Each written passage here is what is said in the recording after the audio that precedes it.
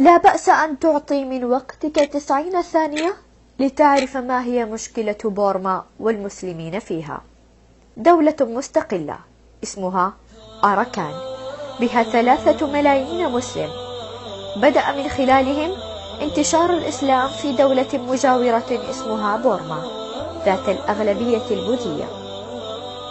في عام 1784، أي قبل 230 سنة، حقد البوذيون على المسلمين في أراكان، فحاربوها وقتلوا المسلمين فيها وفعلوا بهم الأفاعي، وضموا أراكان لبورما وغيروا اسمها لميانمار.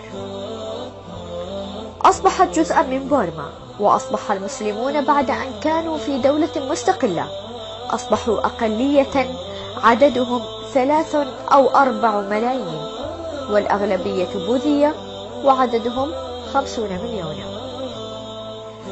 كون المسلمون قرى مستقلة لهم يعيشون فيها ويتاجرون فيها، وفيها جمعيات تكفل دعاتهم ومساجدهم.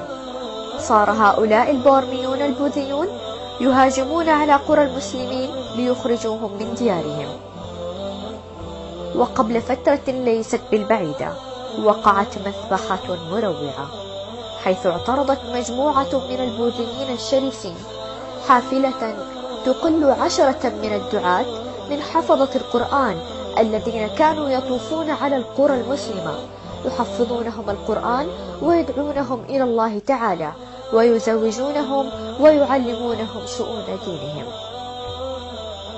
اعترضت هذه المجموعة البائسة حافلة الدعاة، وأخذوا يخرجونهم ويضربونهم ضربا مبرحا، ثم جعلوا يعبثون في أجسادهم بالسكاكين، ثم أخذوا يربطون لسان الواحد منهم وينزعونه من حلقه من غير شفقة أو رحمة، ثم جعلوا يطعنون الدعاة بالسكاكين ويقطعون أيديهم وأرجلهم حتى ماتوا واحدا تلو الآخر.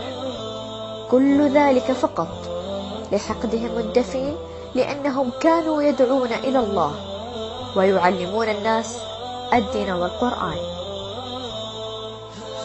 ثار المسلمون دفاعا عن دعاتهم وعن أئمة مساجدهم وخطبائهم، فأقبل البوذيون عليهم وبدأوا يحرقون القرية تلو الأخرى، حتى وصل عدد البيوت المحروقة إلى 2600 بيت، مات فيها من مات وفر منها من فر، ونزح من هذه القرية 90,000 عن طريق البحر والبر.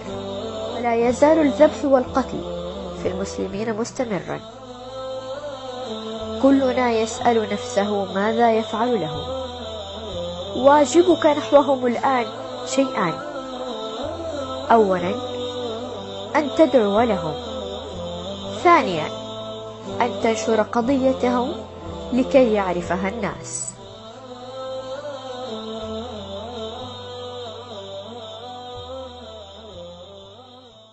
اللهم اجعل لمن نشر هذا المقطع من كل هم فرجا ومن كل ضيق مخرجا، وارزقه من حيث لا يحتسب.